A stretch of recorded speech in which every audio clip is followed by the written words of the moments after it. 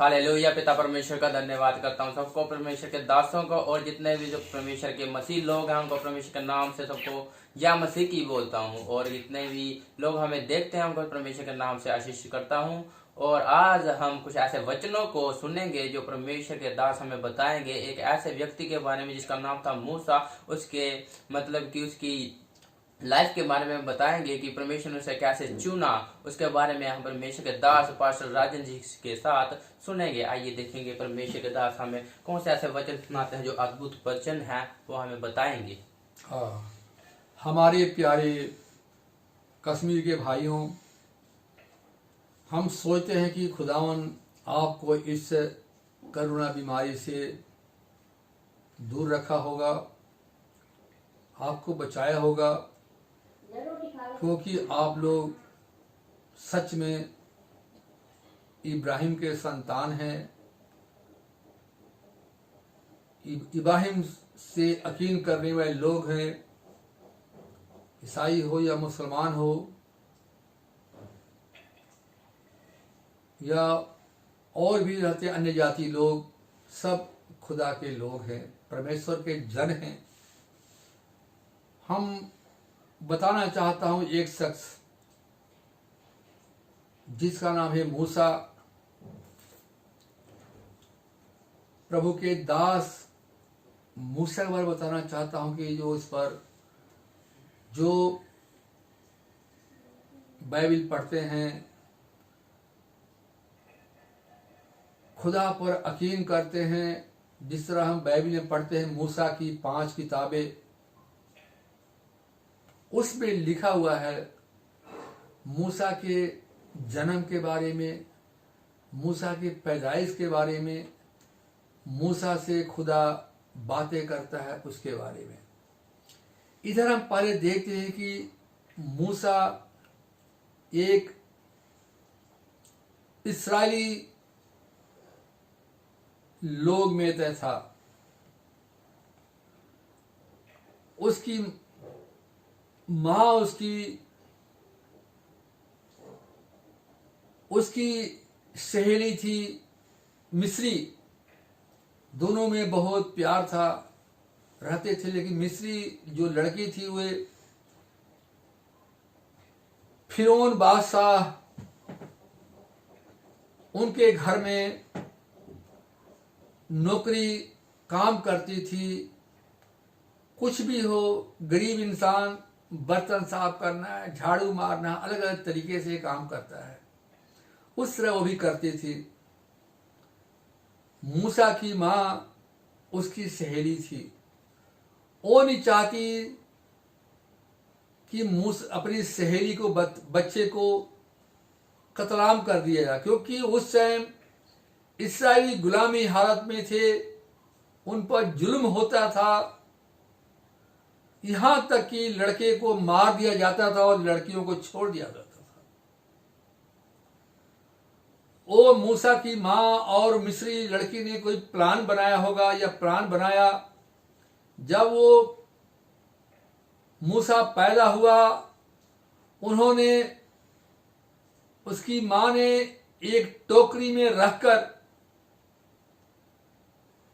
नदी होगा या नाला होगा या समुद्र होगा जो उसमें लोग नहाते थे, टोकरी में डालकर उसके उसी इलाके में छोड़ दिया।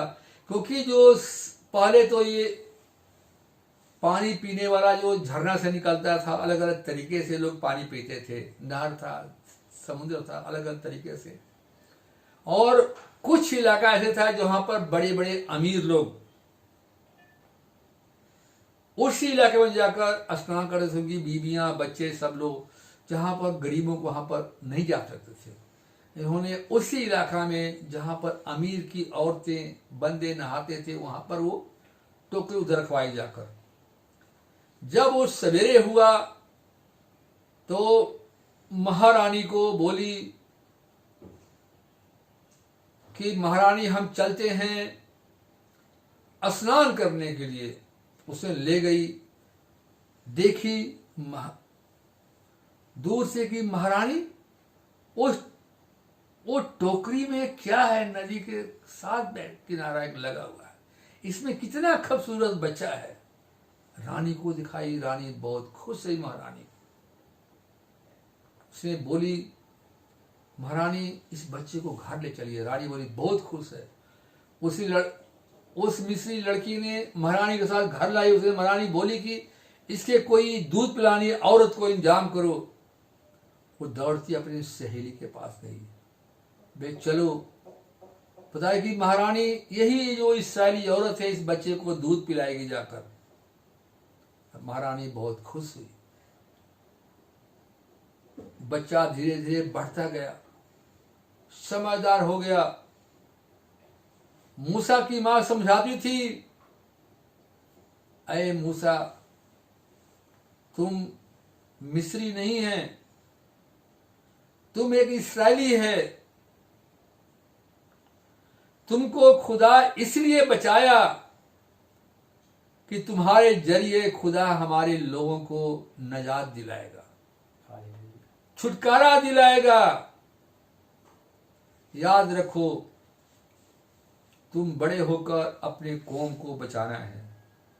बड़ा हो गया, रानी घर में अब 40 साल पढ़ा लिखा, ताकतवर बन गया। यहां तक एक बार ऐसे हुआ कि एक बार मिस्री और यहूदी आपस में लड़ रहे थे। मूसा ने मिस्री को मारकर जमीन में दफन कर दिया। इतनी ताकतवर था, क्योंकि राजा घर में खाया पिया तगड़ा था वो।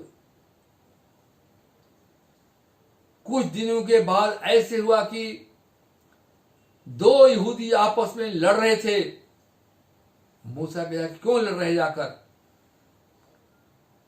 यहूदी लगे बोले, क्या हमको मिस्री समझते हो? हमको मारने के लिए आए हो? अभी हम बताते हैं जाकर। मूसा डर गया।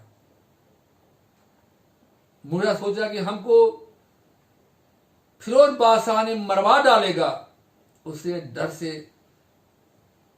जंगल की तरफ भागा। जंगल की तरफ वो भगता है कि जो गलत काम किया होता है। छिपने की जगह जंगल होता है। जब वो भाग गया जंगल में, परेशान हो गया। यहां तक कि 40 साल भेड़ बकरी गाय बैल जंगलों में घूमता रहा। यहां तक कि उसको आदमी से मिलना बंद हो गया। भेड़ बकरी जानवर जैसा मूसा बन गया। उसकी घमंडी आदत, उसकी ताकत, उसकी पढ़ाई लिखाई सब खत्म हो गई जाकर। मूसा बेकार हो गया। अब सोचा खुदा की, अब मूसा अपनी घमंडी आदत छोड़ते हुए अपने उस ताकत खत्म हो गया। ये भेड़ बकरी जब मूसा चाह रहा था, खुदा उसे बात करना चाहता था। उसने देखा कि झाड़ी जल रही है, झाड़ी में आग लगा हुआ है, लेकिन झाड़ी जल नहीं रही है। ये कैसा अजीब काम है। मूसा देखकर हैरान हो गया। मूसा उस झाड़ी की तरफ बढ़ने की कोशिश किया। हमारा खुदावर यहोवा ने आवाज दिया कि आए मूसा, आए मूसा, अपनी जूती उतार कर आओ, क्योंकि जहां आप जाना चाहते हो जगह पवित्र है, परमेश्वर की हजूरी है, खुदा की हजूरी है। हमारा प्यारे भाई, समझने की जरूरत है। जब हम इबादत घर जाते हैं, खुदा को नाम लेना चाहते हैं, युवा को पुकारना चाहते हैं,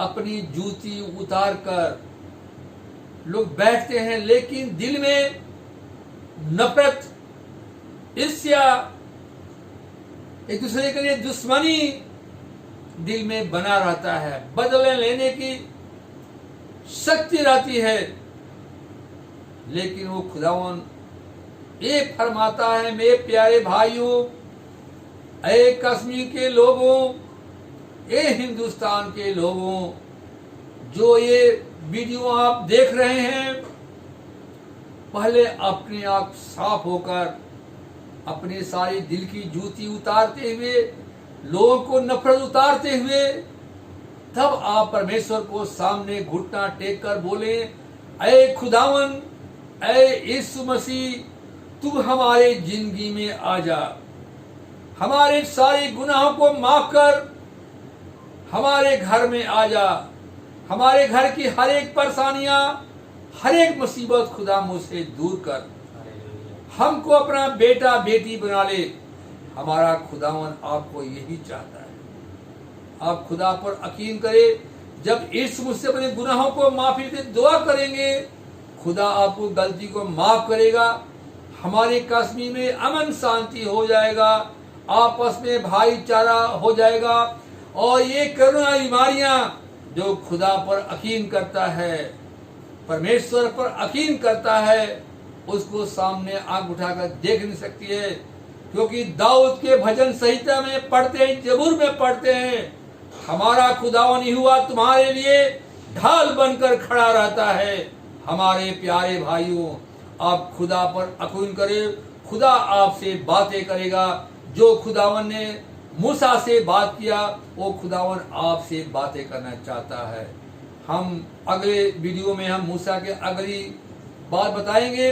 खुदावन आपको कश्मीर के लोगों पर, हिंदुस्तान के लोगों पर आशीष दे, हर एक बीमारियों से आजाद करे। बीमारी खुदा पर यकीन करो, करुणा बीमारी आपसे दूर रहेगी, आप बीमारी छू सकती है।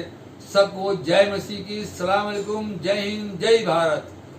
हालेलुया, पिता परमेश्वर के नाम को सबको जय मसीह की। तो आज हमने एक ऐसे व्यक्ति के बारे में, एक ऐसे परमेश्वर के दास के बारे में हमने जाना कि मूसा के कैसा व्यक्ति था और परमेश्वर ने कैसे उसे चुना, और हमें ऐसे परमेश्वर दास ने बोला कि कैसे हमें परमेश्वर के भवन में जाना चाहिए, हमें क्या करना चाहिए, अपनी ज्योति जो है बाहर उतार के जाना चाहिए। मतलब कि अपना जो हमारा जो भी हम हमारे मन में जो गंदी सोच होती है, ऐसे काम होते हैं गंदे काम, उसको छोड़ कर क्या करना है, हमें परमेश्वर के भवन में आना है। मतलब कि अपने जो बहुत जो हमारे पुराने काम है उसको क्या करना है, छोड़ के परमेश्वर के पास आना है। अपने पापों को छोड़ कर परमेश्वर के पास आना है। जब हम अपने पापों को छोड़ते हैं और परमेश्वर के पास आते हैं, तो परमेश्वर हमें क्या करता है, हमें अपने पास बुलाता है और हमारे सारे पाप क्षमा होते हैं। तो मेरे भाई और बहनों, जितने भी जन को ये वीडियो अच्छी लगी हो तो प्लीज इसे शेयर कीजिए। और मैंने सुना है कि बहुत से बाहर के लोग भी इस वीडियोस को देख रहे हैं और अन्य जाति के लोग भी देख रहे हैं। तो मेरे भाई और बहनों, इसे देखिए मत, इसे अपने ज़िंदगी में अप्लाई कीजिए